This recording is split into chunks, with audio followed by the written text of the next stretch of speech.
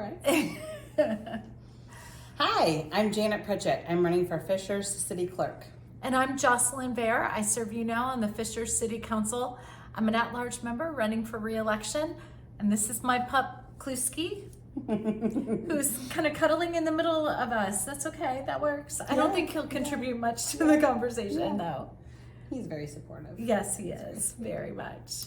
But today we want to talk a little bit about what we're hearing as we're out and about, and maybe a little bit on social media about, these segments are called Love Fishers because we love Fishers. Love Fishers. But we also know that you can love Fishers and also know that we have some room for improvement, and we have some things that I think we can do that are fairly simple to make us feel complete. Yeah, so first of all, I know Janet and I were just chatting and felt like it was really important to say out loud, you can love the place that you live in, but still want to challenge it to be better. And it's okay to say that out loud. And especially if your heart's in the right place with the heart for improvement for everyone, like that is a good thing. Those are good challenges. So that is the spirit of why we're here together with Kluski. Yes, that's exactly right. Yeah. So, something for me, it started, several years ago, as I was talking to folks in our community about representation, specifically within our local government. So it does take a certain type of person to run for office. You gotta have some grit, you gotta have some funds, you gotta know some folks. You have to be in the right season of life. That's truly. Oh my gosh. So have your family behind you, right? All of that. So that isn't always the place where we see maybe a true reflection of our community.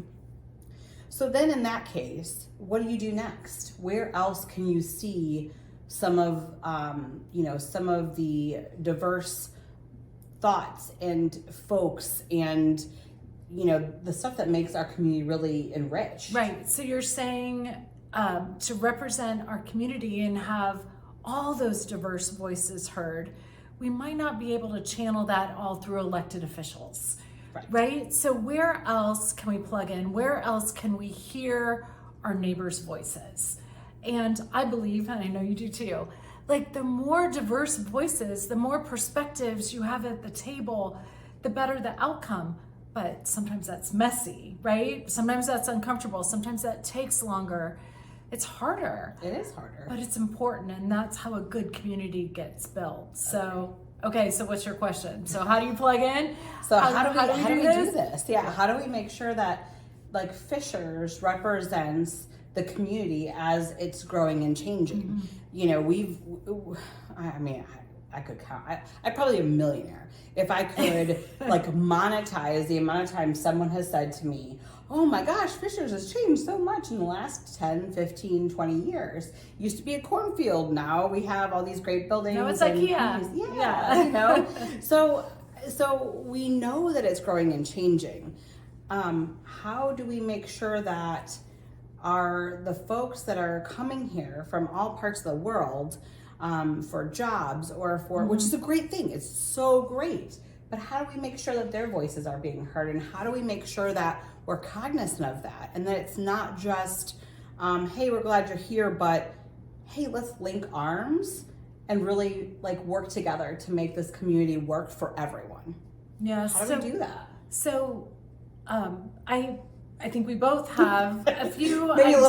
Maybe a little rhetorical, but yeah, no, but this is an area I think that Fishers is really lacking at. So for me, let's talk about like a few different areas that we see that could be some improvements here, with the goal of opening up our community to our neighbors and opening it up, inviting diverse voices, right? With the idea that the different perspectives make a better place for all. And first and foremost, if you do not want Fishers to be a welcoming, inclusive, good place for all, that's a totally different conversation. I am not here to have that conversation. my community, I am motivated to make sure everyone has a good experience here who live in this community, that they feel welcome. And frankly, that is the way our community is going to thrive. So first and foremost, we all want the same thing. For me too, I'll add, I think invitations are important. Invitations, not just, first of all, opening doors, but welcoming people in. It's got to be both. Right. The door has to be open, and we have to welcome people in. Right. And there's many ways that we can do that. Any thoughts on that? I mean, I think that at some point and I'm going to get a little sticky here. At some point, we need to talk about race. Our community is changing racially. I think several years ago we had, I wish I knew the exact date, and if I would have my phone in front of me, I probably could find it for you. But, I was invited to be part of a race initiative with our city. How do we make sure that as our demographics are changing, we're including different folks of different race to thrive here, not just live here, but attend church and attend social gatherings and host and really feel part of our community.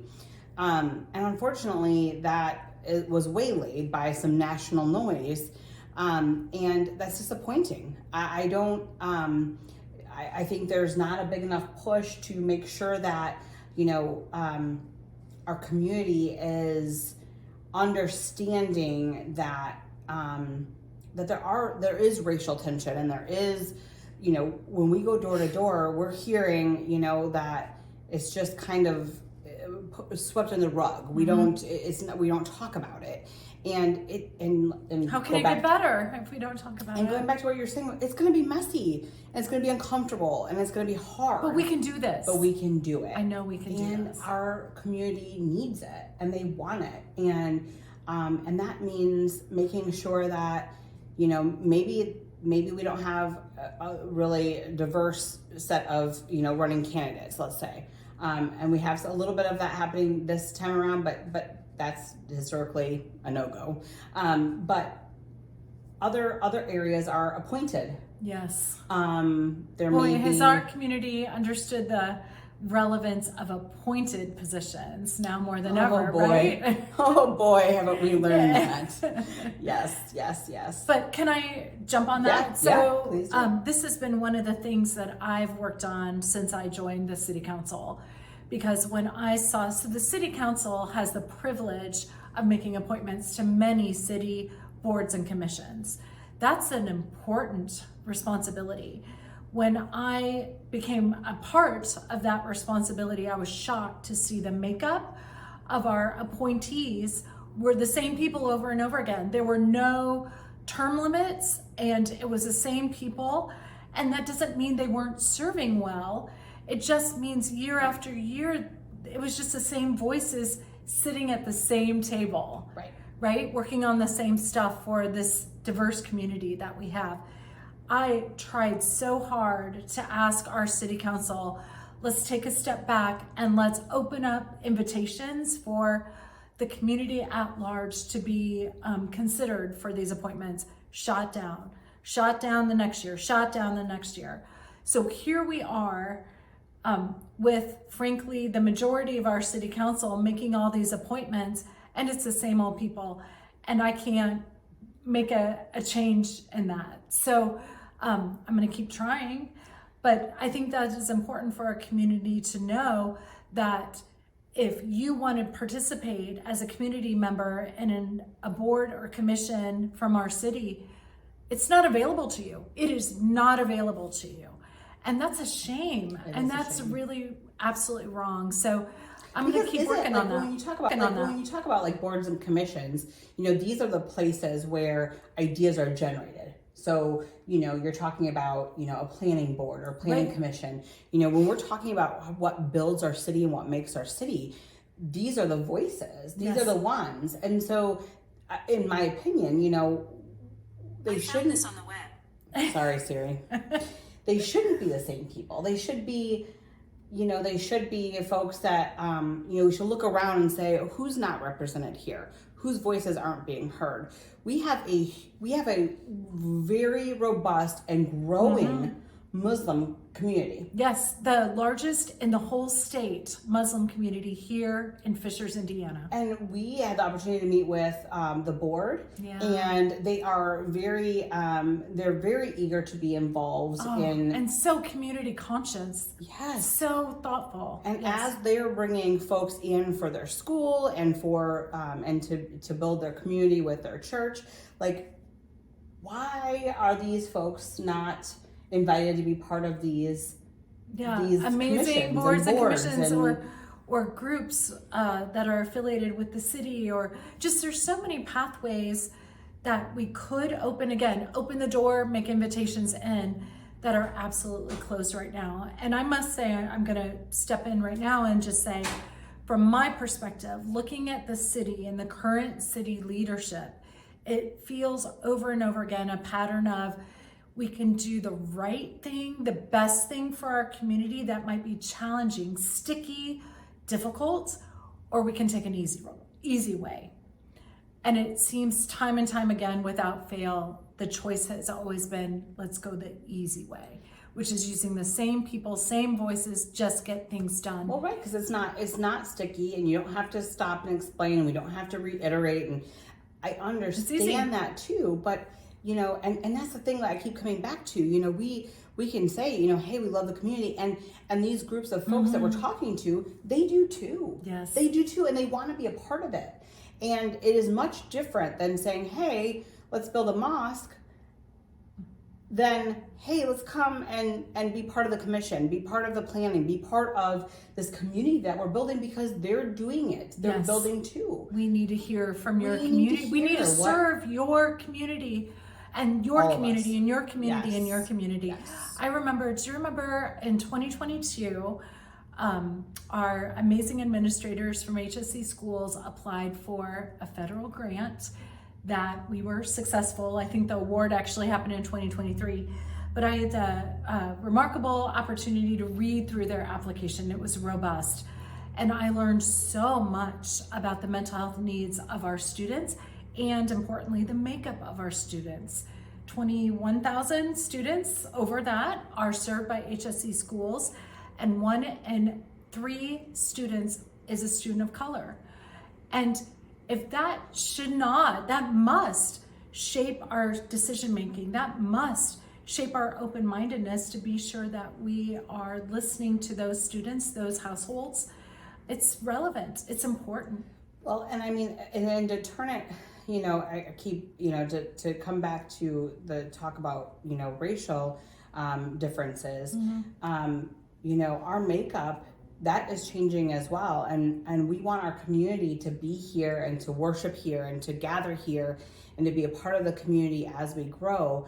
I'm disappointed a little bit, frankly, that, you know, I was asked to be part of a racial equity commission of some sort, and it was stifled and stopped, and the work, frankly, was told to, you know, well, we're still going to work on it underground, but we're not going to talk about it with our community members. And that's crazy. So what's the point? There's no What's point. the point? There's no point, because we should be. It is hard to talk about racial issues. It is. It's hard to talk about. I understand that. But it is important to people to be able to have some words and some ways to talk about it with each other, and some ways to say our community isn't complete unless all the voices are heard. Right. So this is hard work. Janet and I think, share a heart for how to make our community better, especially in this area. But my encouragement, my hope is that I see many people in our community stepping up and trying to do this as well in their own way, either in their own groups or even online, or at their church, or in their friend groups, or in their neighborhoods, in their cul-de-sacs. Right. I see it happening, but until our community leaders also make this a priority, we're never going to get far. We are never going to capture the potential of our community. It has to be. It has to start from our local government. It just has to, because, you know, the community can only work so hard, and I think they feel from from what I've been hearing, and correct me if I'm wrong, that they are doing their part. They are doing those parts within. And so the next step is we need to make sure our elected officials are taking that into consideration, taking that to heart, and really making sure. I can't help but just keep coming back to who is sitting at the table, who are we serving, whose voices are being heard, but whose voices aren't. Yes, that's it. And to add to that, I'm not criticizing those remarkable volunteers who are sitting at the table. They have had the opportunity to sit at the table. I think they're serving the best way that they can. Course. But back to Jody Britton's phrase, which, please, my friends, if you haven't read her essay or listened to her podcast with Larry Landon, please do it. Jody Britton coined this phrase, the bubble. You are in a bubble if you're not exposed to different voices and different perspectives.